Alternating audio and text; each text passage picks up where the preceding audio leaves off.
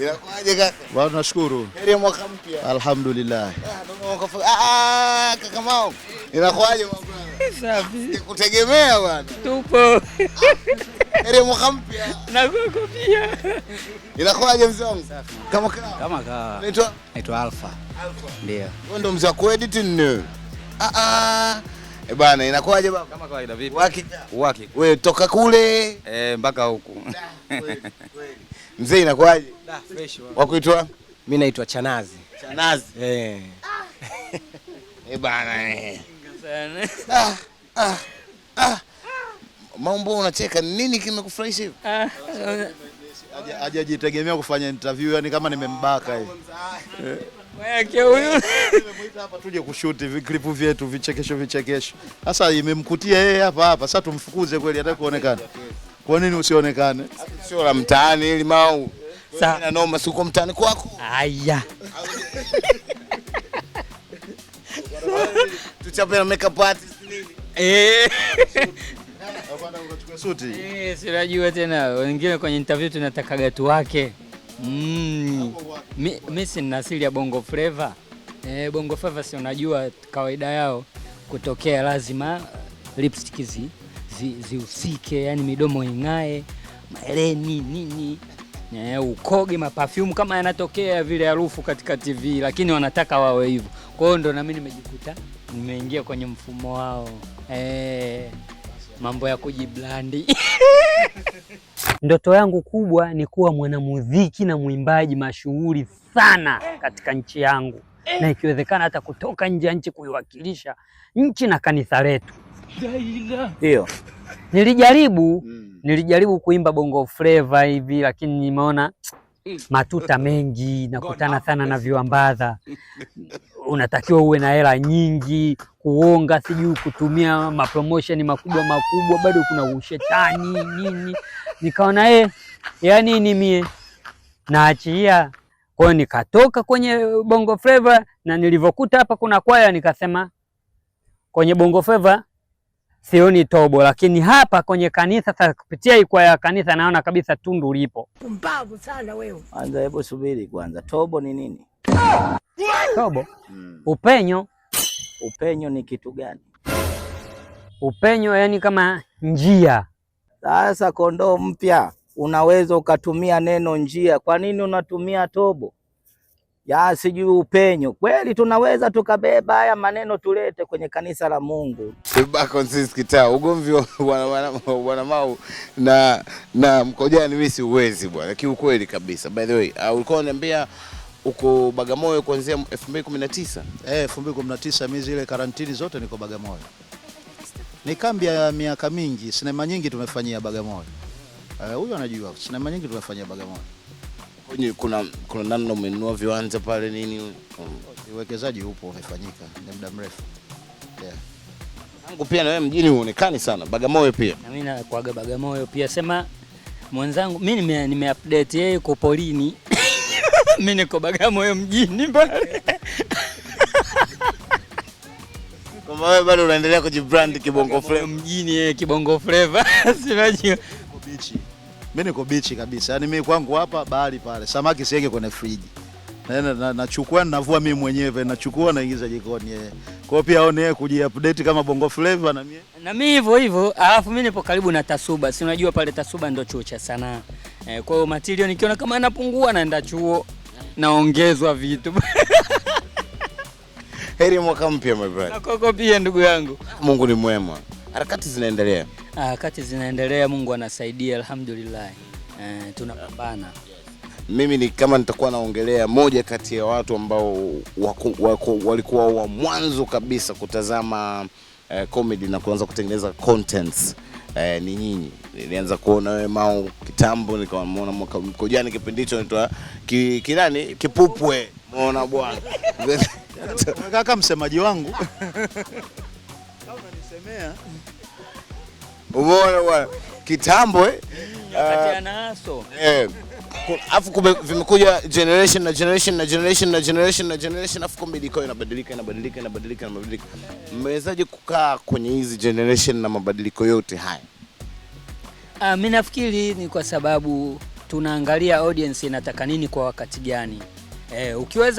Ukiweza kumaintain hilo, manake utaweza kudumu muda mrefu kwenye kile ambacho unakifanya. Umeona? Sababu haiwezekani labda kipindi hiki watu wao wanataka kula wali samaki afu wewe komaa unawalazimisha kuwaletea ugali dagaa. Ni kitu ambacho hakiwezekani, utaula mwenyewe, wao watakataa. Kwa hiyo kama unataka wali samaki, wapikie wali samaki tena na madoido, zidisha ubunifu. Pia heshimu kile ambacho unakifanya na wasikilize watu ambao wanakuongoza, shirikiana pia na watu ambao wapo kwenye soko kwa wakati huo pia, kwa sababu tayari wametengeneza fan base yao. Kwa hiyo ili na wewe uweze kumachi nao na kwenda sawa na kasi ya dunia, lazima uende na wale watu ambao kwa wakati huo pia wanafanya, na vile vile ujifunze wao wanafanya nini na wewe unafanya kwa namna yako, unaboresha zaidi. Ubunifu, creativity ndio kila kitu katika sanaa. Yeah. Speed ya vijana vipi? Kubwa, lakini pia ni nzuri, kwa sababu bila speed yao hata sisi tungebweteka. Kwa hiyo tusijisifie tu kwamba tumeweza kukimbia mpaka leo bado tuko kwenye mbio, bila kumsifia mtu ambaye anatufanya sisi tukimbie mpaka leo. Kwa hiyo speed ya vijana ni kubwa, kali, nzuri, ambayo pia sisi inatumotivate kufanya vizuri zaidi. Kipupwe katulia leo na mwaga vitumaini. Kulipia hicho. Kuna interview ndio nilichokulipia hicho. Karibu au ili kuzungumzia wewe, nizungumzia mimi. Nenda kama influencer. Kama influencer. Unaenda kado to magari hapo kama influencer wangu. Hatari kabisa. Yeah. So Bagamoyo kuna team na Dar es Salaam kuna team? Hapana, team ni hiyo. Tunahama tu kutokana na script inatakaje. Sio kama labda kama kituo cha TV huko kuna maripota, huko kuna maripota. Hapana, team ni hiyo, lakini kuna kipindi tuna rekodi Dar kutokana na script inahitaji Dar, inahitaji Tanga, inahitaji Morogoro. Yeah. Hivi vitu vinawalipa sana mpaka mnachukua na matimu ya watu nini. And by the way, tunaongelea team, nimeona kama watu ni wapya pia kwenye hii team. Mkojani Gang tumeadapti watu wapya kwa sababu ni academy ambayo inakuza vijana, wakikua tunachukua wengine, wakikua tunachukua wengine. Kwa hiyo pia pale na vijana ambao nawatambulisha katika project yangu mpya ambayo inaitwa Black Beauty. Pale kuna kijana anaitwa Galasa, kuna mwingine anaitwa Chanazi. Kwa hiyo hao ni wapya, tunawasupport nao ili waweze kufikia malengo yao. Hao jamaa ni waigizaji pia. Waigizaji ya comedian. Yeah. Hao comedian wakishamalizana na wewe waga wanakutilia manoma. Ndio inavyokuwa kwa sababu watu wasichoelewa kwamba kusimamia vipaji, asilimia kubwa ya watu wenye vipaji ni watoto watukutu. Yaani ukisikiliza zile interview za kila mwenye kipaji, mwingine aliacha shule, mwingine alitoroka kwao, mwingine alifanyaje. Kwa hiyo sisi ambao Mungu ametupa kipawa, lazima pia mashabiki wajue kwamba tunasimama na vijana wa aina gani. Kwa hiyo mtu anapofikia malengo, kuna mwingine anashukuru, kuna mwingine kushukuru kwake ni kukusema venye vile yeye anataka.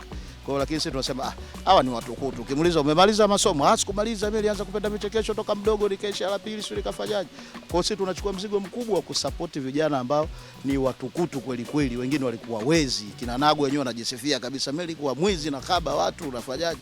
Wewe unamchukua yule hadi anakuja anatoboa, alafu unafikiria kuna kitu gani after hapo kitatokea. Kwa hiyo ni vitu vya kawaida. Lakini kwa mfano hapo Nagu umemtaja zile stories zilizokuwa zinatokea za Nagu na wewe kutupia na maneno zile zilikuwa zinasema kwamba lakini mlikuwa mnakaa magetoni mnajipanga au vipi bwana mwanangu, chapa hii hapa mimi nakujibu hivi twende mjini? Sikuwahi kufanya huo ujinga huo. Na sikuwahi kufanya. Jinkuoji. Kuna vitu unavijua mchoka karibu na mzinguo bwana. Kweli mlileteaga noma kweli? So sio nilileteana naye noma, yeye ndo alileta noma. Mimi sikuwahi kusema chochote kwa sababu mimi kuna muda nafurahi mtu akiwa ananisema kwa mazuri na mabaya. Mimi nafurahi. Unaona kama huyu hapo kama na maana sipo. Si ananisema sema tu. Kesho unaenda kuja kumsikia atasema nimemdhulumu. Kwa hiyo mimi naona gabaridi tu.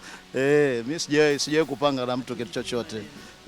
Atualipi maneno Tukana unavyoweza. Sema tani yako, baridi tu. Inakuwaje rahisi pia wanavyorudi, kwa sababu niliona hata baadaye mkaanza hadi kwa mnapiga tena maklip pamoja? Akirudi sasa mtu unampokea, sasa mtu kama amesema ni kijana wako ameenda amepambana amerudi anasema tufanye kazi, huwezi kukataa kwa sababu Waswahili wanasema mtoto akijisaidia kwenye mkono huukati unautawaza. Kwa hiyo unautawaza unaendelea kuutumia katika matumizi mengine. Nini unadhani kinasababishaga watu wanaanza kuona sasa bwana ananidhulumu bwana wangu? kwa sababu upo kwenye industry kwa muda mrefu, unaweza kuwa unanipa hii experience, especially pale mnapokuwa kwenye makundi alafu kuna head coach kama bwana Mkojani alivyokuwa anafanya kwenye Mkojani Gang. Unadhani nini hasa huwa kinatokea kinachosababisha inaanza kuonekana hawa bwana, kuna huyu anamtapeli mwenzie, huyu amemdhulumu mwenzie?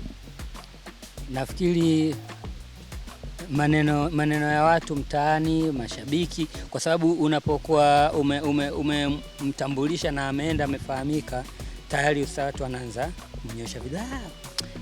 Anafanya vizuri, wewe anafanya vizuri, unaua. Zile zinamvimbisha kichwa. Zikishamvimbisha kichwa sasa anafikiria sawa, mimi nasifiwa nafanya vizuri, lakini mbona mifuko iko empty? Itakuwa kuna kiasi kinaingia sasa hivi kwa blaza kule, lakini anipi, kwa sababu mimi tayari nafahamika mitaani, watu wote wananijua. Anapata watu wawili watatu, sasa wanashika masikio, hivi hamna kitu chochote unachokipata pale? Kwa sababu gani wewe unaonekana sasa hivi unajulikana, unafanya kazi nzuri, unajua sasa hivi wewe ndio unambeba pale yule. Yeye alikuwa kashamaliza, wewe ndio umefanya kama kumboost. Maneno yani wale si tunawaitaga ibilisi, na ndugu yangu tunawaitaga ibilisi, wanatia maneno, wanakuta unaye hana uzoefu wa kuhimili yale mambo, anajaa kweli. Akishajaa sasa anahisi kashakuwa mkubwa, anaweza akasimama mwenyewe, anakuja anaanzisha noma kwa mtu ambaye amemsaidia kufika pale alipo, na anaondoka. Sasa akishaondoka sasa, baada ya kufika huko anakutana na ile mbanga yenyewe. Sasa anaona kumbe nilikosea, hakuna kinachopatikana kama vile nilivyokuwa naambiwa. Umeona, imekuwa tofauti. Anarudi mwenyewe sasa, akirudi sasa, blaza, unajua hivi na hivi, nilishawishiwa, anayamwaga yote, hata kama wewe ulihusika kwenye kumshauri kwamba fulani naye alishiriki kaniambia.